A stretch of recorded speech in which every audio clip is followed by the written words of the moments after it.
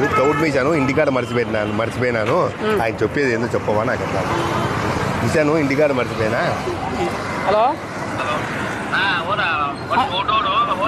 చెప్పు.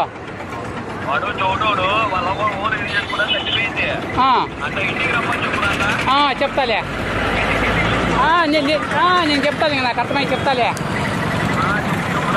సరే. మీ అవ్వ ఓలిగలు చేసుకుంటా చచ్చిపోయిందంట.